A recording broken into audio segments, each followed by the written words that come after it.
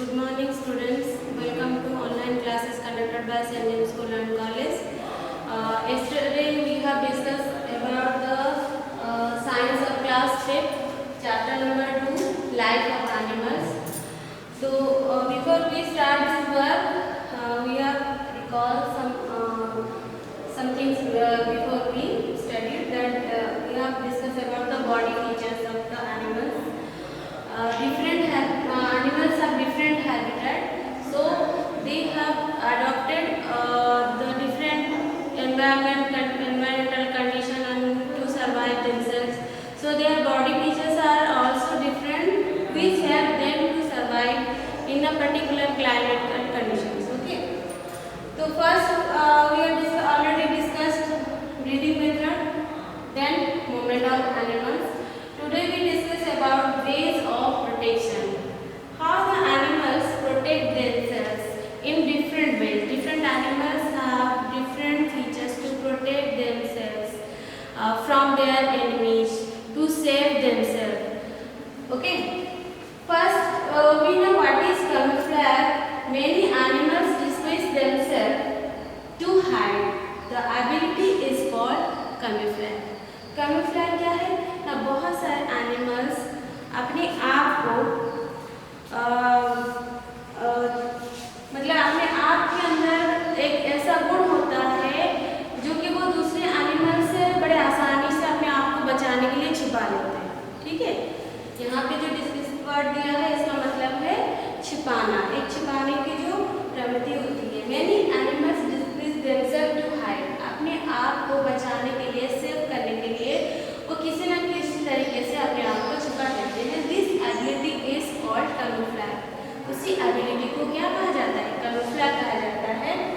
तो फर्स्ट यहाँ पर कुछ एनिमल्स के नेम लिखे गए हैं और वो एनिमल्स कैसे अपने आप को प्रोटेक्ट करने के लिए क्या क्या उनकी बॉडी फीचर्स होते हैं, क्या क्या उनके पास एबिलिटीज होती है, वो हम सब इसमें जानेंगे. ठीक है. First we discuss about champion. Champion changes its colour to merge with the surrounding. Champion के पास एक ऐसा एबिलिटी है जो कि वो अपने रंग को अपने सराउंडिंग के हिसाब से ढाल लेता है. जैसे मानो अगर वो प्लांट के ऊपर है तो प्लांट में पत्तियों के बीच में है तो वो लीफ का कलर ले लेता है. अगर वो प्लांट में स्टेम पार्ट में है तो स्टेम पार्ट का कलर ले लेता है. या तो वो अगर लैंड के ऊपर है, जमीन के ऊपर है तो जमीन की जो कलर है वो उसमें ढाल लेता है.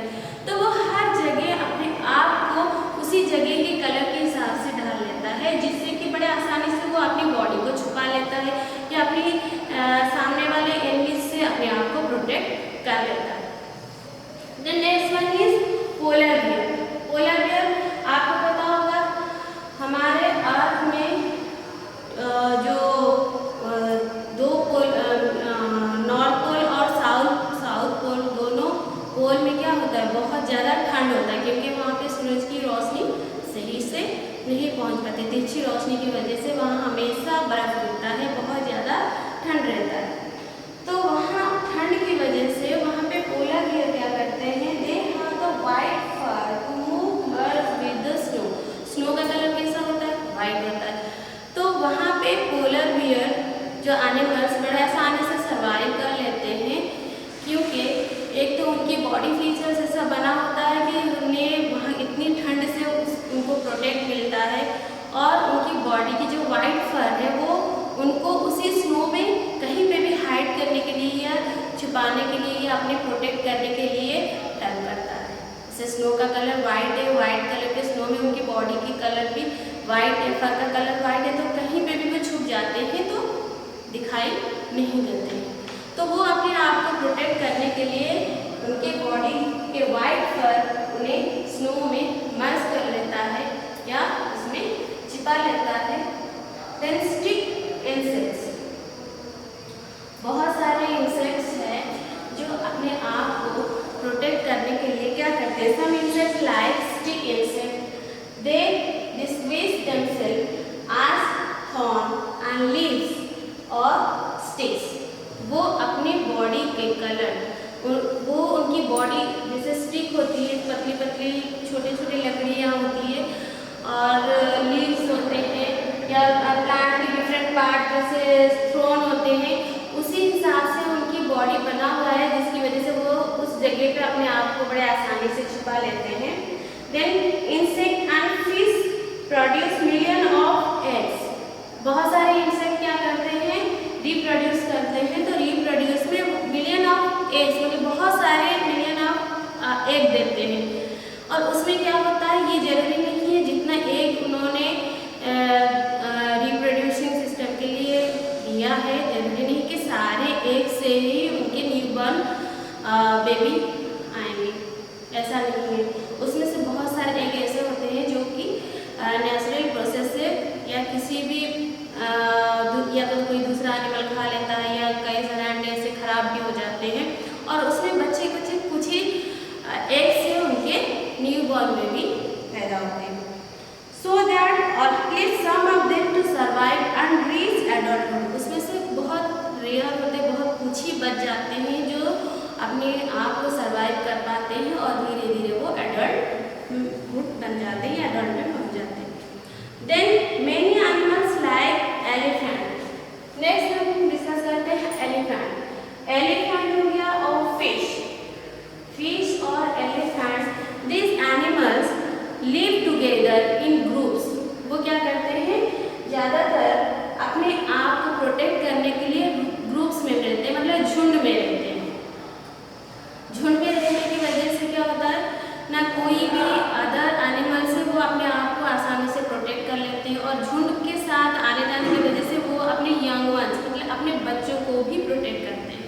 जैसे एलिफेंट बहुत बड़ा एनिमल है, उसे भी दूसरे एनिमल से खतरा रहता है। जैसे उनके छोटे बच्चे रहते हैं, जैसे जो बेबी एलिफेंट है उनको तो खतरा रहता ही है दूसरे एनिमल से, तो उनसे अपने आप को प्रोटेक्ट करने के लिए वो कभी भी अपने पेरेंट्स का साथ नहीं चलते। मतलब एलिफेंट जो है अपने बच्चों को अपने झुंड के अंदर ही रखते हैं, कभी उनके झुंड से उनको अकेला अलग नहीं करते हैं, जिससे क्या होता है वो दूसरे एनिमल से अपने बच्चों को प्रोटेक्ट कर लेते हैं।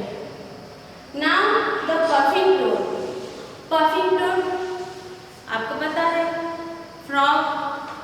तो puffing toad puffs itself up to look bigger and frightful। वो क्या करते हैं, अपने जो गले के पास, जैसे हम लोग बैलून को हवा भरने के बाद बैलून फूल जाता है, एक बड़ा सा आकार ले लेता है, उसी तरह वो अपने पफ को बहुत तेजी से क्या करते हैं, टोड को अपने टोड को फुला लेते हैं, ठीक है। जिससे क्या होता है वो एक बहुत बड़ा सा आकार ले लेता है, दैट इज बहुत वेरी बिगर एंड फ्राइटफुल, जो दूर से देखने से भयानक रूप दिखाई देता है। उससे क्या होता है, सामने वाला जो एनिमी है वो अचानक से डर जाता है। The enemy is put up by it's size and artful look. जो सामने वाले एनिमी जब उसका इस तरह का बदलते हुए रूप देखते हैं, उससे वो डर जाते हैं और अपने आप भाग जाते हैं, जिससे उनको प्रोटेक्शन मिलता है। The next one is rhinoceros. Rhinoceros क्या है, द राइनोसरस, हाँ वो राइनोसर हो गया, वो फैलो हो गया, बहुत सारे ऐसे एनिमल्स हैं जिनके पास हॉर्न्स है। हॉर्न्स क्यों है, सारे एनिमल्स के पास हॉर्न्स नहीं है, कुछ एनिमल्स ऐसे हैं जिनके पास बहुत बड़े बड़े हॉर्न्स है। क्यों, और वो बहुत नुकीले भी होते हैं। क्यों होते हैं, क्योंकि उन्हें अपने बचाव के लिए वो ज़्यादातर अपने हॉर्न्स का ही यूज़ करते हैं, कि सामने वाले एनिमी से फाइट करना हो या उनसे अपने आप को प्रोटेक्ट करना हो तो ज़्यादातर आपको अपना हॉर्न्स का यूज़ करते हैं। तो sharp pointed horns protect the rhinoceros. Then porcupines। porcupines have quills। उनके पास quills होता है जो किस तरह है देखने में, निडल लाइक स्पाइन्स। स्पाइन जानते हैं, कांटे, जैसे नुकीले कांटे होते हैं, नुकीले कांटेदार उनके शरीर में, पूरे शरीर में बना होता है, कि जब सामने वाले किसी एनिमीज को वो देख लेते हैं, उसको वो फुला, अपने बॉडी को फुला लेते हैं, फुला के झाड़ने के बाद उनके बॉडी से वो जो नुकीले कांटे हैं वो छिटक के सामने वाले एनिमीज के ऊपर गिरने लगता है, और जिससे उनकी चोट लगती है तो उससे वो डर के वहाँ से भाग जाते हैं। इस तरह ये क्या करते हैं, porcupine अपने आप को अपने एनिमीज से प्रोटेक्ट कर लेते हैं। Now next one is snake. Snake is also reptile. Snake आप एक रेप्टाइल से वो हम पढ़ चुके हैं। तो यहाँ पे snake spread the poison. Snake अपने आप को प्रोटेक्ट करने के लिए या अपने आप को बचाने के लिए क्या करता they protect itself to spread the poison. किसी को काटने से या अपने अंदर की जो जहर है उस जहर को वो क्या करता है, स्प्रेड करता है, जिसकी वजह से सामने वाला उसके जहर के प्रकोप को बर्दाश्त नहीं कर पाता है या फिर वो जहर फैल जाने की वजह से उनकी मृत्यु हो जाती है। तो कोई भी चीज़ से अपने आप को प्रोटेक्ट, चाहे इंसान से अपने आप को प्रोटेक्ट करना है या तो किसी एनिमल से अपने आप को प्रोटेक्ट करना है तो ज़्यादातर वो क्या करते हैं, उसको उनके पास जो जहरीले दांत होते हैं उस जहरीले दांतों से उनको डस देते हैं या काट लेते हैं, जिसकी वजह से उनकी पूरी बॉडी में वो जहरीला पॉइजन फैल जाता है और वो अपने आप को दूसरे से बचा भी लेता है या प्रोटेक्ट कर लेता है। Next one is tortoise. Tortoise have the shell. Tortoise के सबसे ऊपर का जो कवर होता है या नीचे का जो कवर होता है वो बहुत हार्ड होता है। ऐसा क्यों है?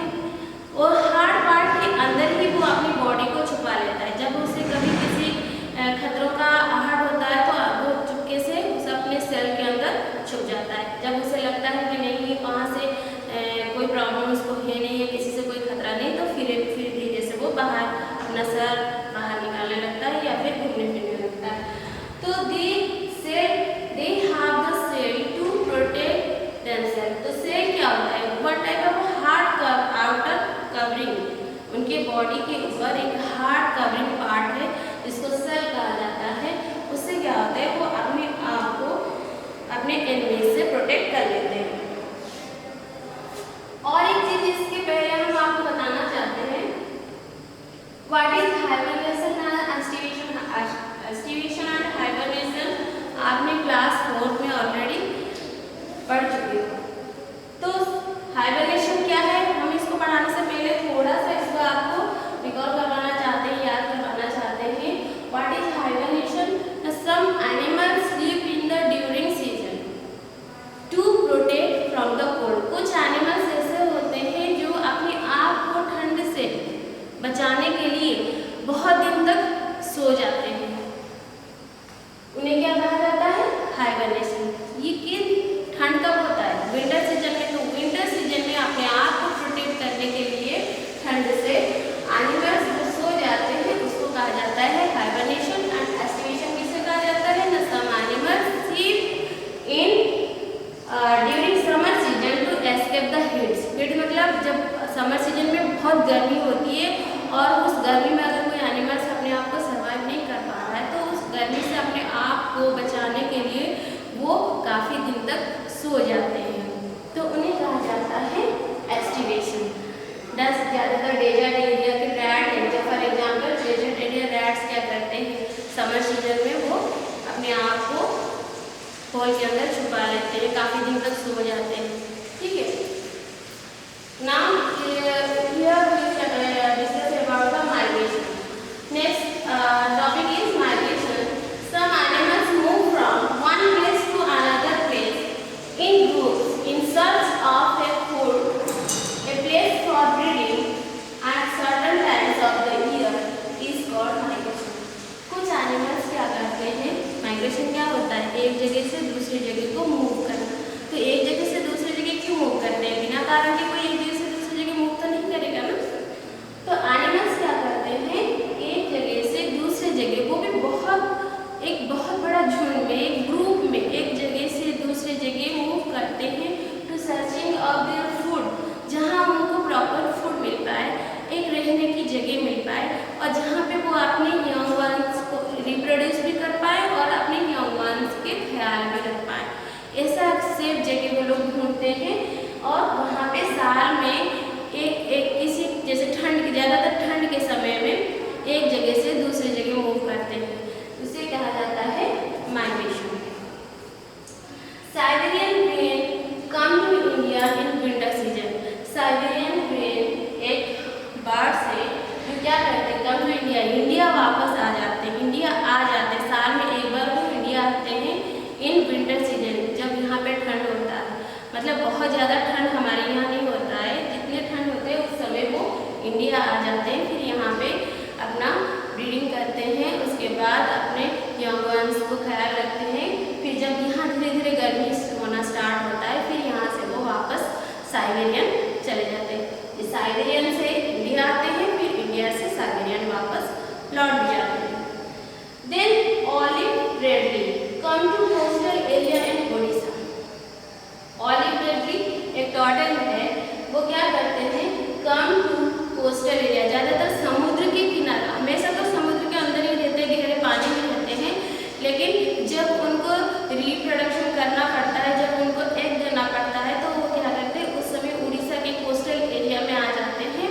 वहाँ पे एग देने के बाद फिर जब उनके बच्चे, फिर धीरे धीरे एग से बच्चे रिप्रोड्यूस होते हैं, होने के बाद फिर ये वापस अपने बच्चों को लेके पानी के अंदर चले जाते हैं। Then monarch butterfly, monarch butterfly they comes from Canada to Mexico in winter. वो क्या करते हैं, कनाडा से मैक्सिको मूव करते हैं, बहुत दूर दूर तक ये लोग मूव करते हैं to migrate in winter season. Then African antelopes migrate in large groups to keep safe during the summer. African antelopes क्या करते हैं, in summer, during summer season में क्या करते हैं, ये माइग्रेट करते हैं, एक जगह से दूसरी जगह को मूव करते हैं, बहुत बड़े ग्रुप में, बहुत बड़े झुंड में एक जगह से दूसरी जगह मूव करते हैं टू प्रोटेक्ट देमसेल्फ और माइग्रेशन। और माइग्रेशन मतलब for the searching of food और place where they breeding and they take care of their young ones. Then Arctic tern travels between the Arctic and Antarctic twice a year. Some terns fly nearly 15,000 kilometers, yet many go even further. Arctic turns भी क्या करते हैं, वो Arctic से Antarctic महासागर के बीच में travel करते हैं, वहाँ पे साल में 2 बार आते भी हैं, और उनके जैसे समय होने के बाद वो फिर वहाँ से वापस भी चले जाते हैं। ज़्यादातर वो 15,000 किलोमीटर तक की यात्रा करते हैं या मूव करते हैं। ठीक है, now the chapter is over, all this